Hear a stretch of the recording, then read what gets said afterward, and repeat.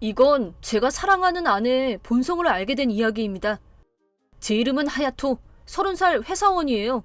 사랑하는 아내와 아들을 위해 매일 열심히 일하고 있죠. 하지만 가족을 가장 소중하게 여기기 때문에 야근은 최소한으로 줄이고 주말엔 아내와 외출하거나 아들과 놀러 다니면서 행복한 시간을 함께 보내는 것도 잊지 않았죠. 그렇게 가족을 사랑하는 제게 1년 전 이동 명령이 떨어졌어요. 저는 아내와 아들도 함께 가주길 바랐지만 유토도 이제 막 유치원 들어갔는데 다른 곳으로 옮기면 힘들 거야. 아내의 말은 지당했어요. 아는 사람 하나 없는 곳에 가족을 데려가는 건 부담이 될 것 같아서 저 혼자 이동하기로 마음먹었죠. 되도록 주말에는 집에 올게. 벌써부터 외롭다. 나도 쓸쓸하다. 그래도 무리하지 마. 아빠 힘내. 엄마 말 잘 듣고 있을게. 이렇게 저는 집에서 차로 2시간 이상 걸리는 곳에서 생활하기 시작했죠. 잘 지냈어? 그럼. 너무 보고 싶어서 연락했어. 벌써 1년이나 됐는데 여전하네? 얼른 다시 돌아가고 싶은데 대체 언제쯤 갈 수 있을까? 유토는 잘 지내고? 매일 씩씩하게 유치원 다니고 있지. 그렇구나. 근데 이렇게 떨어져 사니까 애가 한참 귀여울 때 가까이서 못 보니까 너무 아쉽다. 그래도 회사 일인 걸 어떡해. 그렇긴 하지. 그래서 이직도 생각하고 있어. 그건 안 돼. 왜? 그야 당신이 힘들게 들어간 회사잖아. 거기서 경력도 오래 쌓았고. 그렇긴 한데 벌써 일한 지 7년이나 됐고 슬슬 더 좋은 곳으로 이직해도 괜찮을 것 같아서. 이직하는 게 그렇게 쉬운 줄 알아? 난 지금 일에 열심인 자기가 좋아. 이런 말을 들으면 힘낼 수밖에 없겠죠? 제가 이동 온 곳은 인력 부족으로 정신없이 돌아가는 신생지사라서 외로움을 참고 회사 일에 몰두하느라 가족과 시간을 거의 보내지 못했어요. 하지만 집에는 믿음직한 아내가 있으니 그리 걱정하진 않았죠. 하지만 그러던 어느 날 회사에서 야근을 하고 있는데 핸드폰이 울렸어요. 전화를 건 사람은 아이가 같은 유치원에 다니는 고등학교 동창 켄타였죠. 이런 시간에 무슨 일이지? 웬일인가 싶어 전화를 받았더니 하야토! 다행이다! 너 지금 어디야? 지금 회사인데 이 시간에 무슨 일이야? 너네 아들 지금 집 밖에서 떨고 있어. 뭐? 쿠스미는 어디 있는데? 여기 없어. 혼자야. 한겨울에 외투도 안 입고 앉아있다니까. 집에 데려갈까? 미안. 부탁해. 전 곧장 쿠스미한테 연락을 했지만 메시지도 안 읽고 전화도 안 받고. 그러자 제 사정을 눈치챈 상사가 내일은 쉬어도 괜찮으니 어서 퇴근하라고 말해준 덕에 저는 안절부절하며 차를 타고 집으로 향했습니다. 그동안에도 아내는 연락이 없었죠. 유토! 아빠! 친구 집에서 앉아있던 유토는 저를 보자마자 울 것 같은 얼굴을 했어요. 그 시간에 왜 집 밖에 있었던 거야? 미안해, 아빠. 내가 엄마 말을 안 들어서. 엄마는? 집에 어떤 남자랑 있어. 뭐? 남자? 할아버지 말이야? 연신 고개를 젓는 아들을 보자 이렇게 추궁해봤자 아들을 괴롭게 할 뿐이란 걸 깨달았죠. 전 친구에게 잠깐 아들을 돌봐달라고 부탁하고 집으로 돌아갔어요. 머릿속에선 자꾸 최악의 사태가 떠올랐죠. 현관문을 열자 현관에 본 적 없는 남자 구두가 보였습니다. 그리고 거실에는 벗어던진 남자 양복과 아내의 옷이. 저는 피가 순식간에 차가워지는 걸 느꼈어요. 그 덕에 냉정해졌죠. 핸드폰으로 영상을 찍으며 상스러운 소리가 새어나오는 침실로 향했어요. 그러자 뭐야 여보? 뭐야?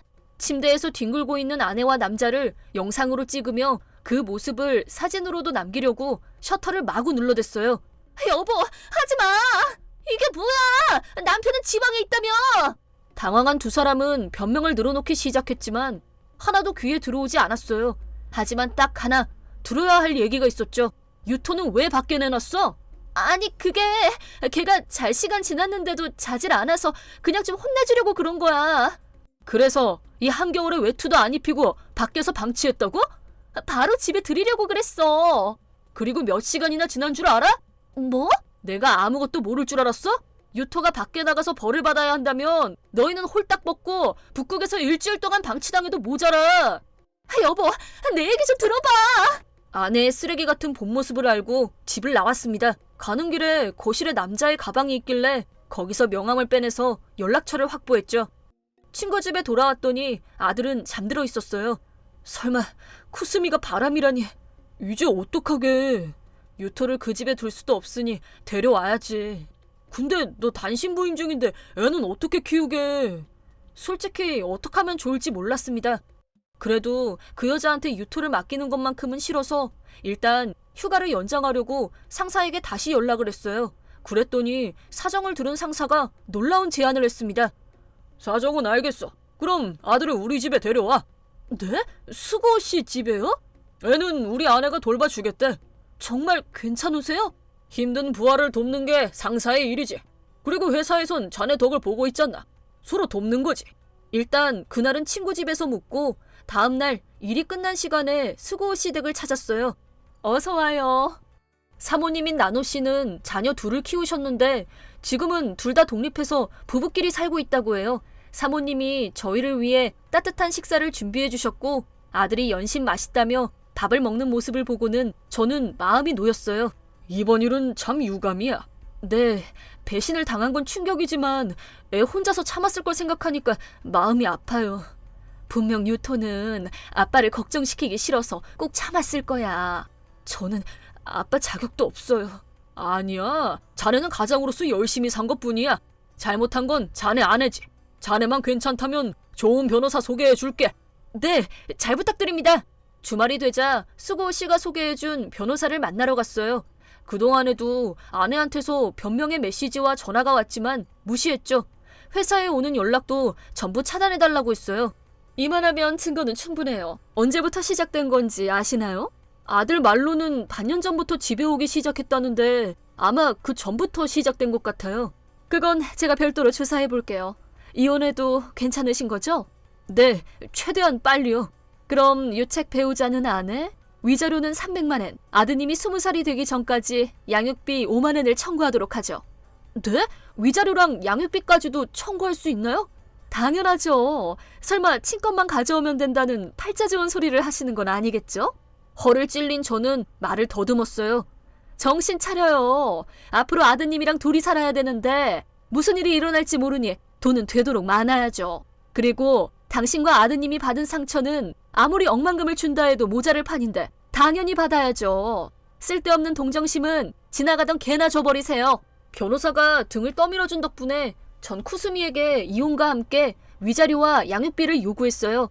요구를 승낙하게 만들려면 양가 부모님께도 말해두는 게 좋다고 해서 저는 곧바로 전화를 걸었어요. 그러자 내가 널 그렇게 키웠냐 이놈아? 응? 왜 화내는 거야? 너 거기 가서 바람 피웠다며. 펄펄 화를 내는 엄마한테서 얘기를 들어보니 구스미가 자기 안위를 챙기려고 우리 부모님께 거짓말을 한 것이었죠. 이렇게까지 하려는 생각은 없었는데 제 결백을 증명하기 위해 불륜 사진을 보내드렸고 그걸 본 엄마는 제 얘기를 듣고 오해를 푸셨어요. 참고로 처가 부모님도 마찬가지였지만 상황을 제대로 파악한 후에는 무릎을 꿇을 기세로 사과하셨죠. 준비는 끝났고 남은 건 당사자를 부르는 것뿐이었죠. 3일 만에 아내한테 전화를 했더니 온순한 목소리가 들려왔어요. 여보, 다행이다. 유토는 어딨어? 잘 지내? 잘 지내지. 너랑 같이 지냈을 때보단 훨씬. 그런 말 하지 말고. 나도 당신 없이 얼마나 힘들었는데.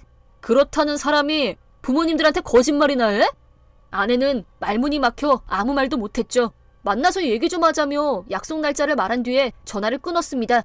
약속 당일 도망칠 줄 알았던 아내는 부모님에게 억지로 끌려 나왔습니다. 전에 우리 쪽 변호사가 말했던 것처럼 유토의 친권과 위자료 300만 엔, 양육비 매달 5만 엔, 그리고 이혼을 요구할게. 여보, 이혼만은 안 돼. 너 아직도 정신 못 차렸어?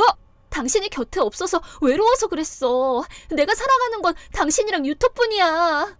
그저 단신부임 중에 일어난 실수라는 쿠스미에게 어떻게 한 건지는 모르지만 변호사가 조사해준 자료를 보여줬어요. 이게 뭐야? 이건 내가 단신부임하기 전부터 네가 그 남자랑 관계를 가졌다는 증거야. 너 나를 ATM기라고 불렀더라? 주말에도 만나게 출근했으면 좋겠다면서 심지어는 애 낳은 걸 후회한다고. 그런 말 한 적 없어. 녹음 파일도 있거든? 뭐? 아내는 아무런 변명도 못하고 입을 뻥긋거리며 주위를 둘러봤지만 아구는 아무도 없었죠. 결국 아내는 이혼 신고서에 사인하고 조건을 받아들였어요. 아내에게 다시는 얼굴을 보이지 말라고 한 뒤 처가 부모님은 고개를 숙이고 돌아가셨어요. 쿠스미는 그런 중에도 멍하니 넋을 놓고 있었죠. 그 후 저는 수고오 씨 부부 덕에 유토를 맡길 곳을 찾아서 회사로 복귀했습니다. 수고오 씨가 잘 말해주신 덕에 일주일에 며칠은 재택근무를 허가받았고 너무 바빠서 마중 나가기 힘든 날은 나노 씨가 대신 나가주셨어요. 집안일이 서투른 제게 요리도 가르쳐주셨고 유토의 가방을 만드는 법까지 알려주셔서 두 사람께 너무나도 감사했습니다. 한편 그 후에 쿠스미는 불륜 상대한테 책임을 물었지만 그 남자도 똑같이 위자료 300만 원을 청구당해서 자기 코가 석자라며 퇴짜를 놓았답니다. 유치원 엄마들한테도 소문이 퍼져 손가락질 당하며 살다가 저 멀리 이사간 모양입니다. 지금도 쿠스미한테서 절절한 메시지가 오고 있지만 전부 무시하고 있어요. 자업자득이죠. 그때 친구가 우연히 아들을 발견한 덕에 사태를 파악했지만 만약 모르고 넘어갔다면 상상만 해도 끔찍하네요.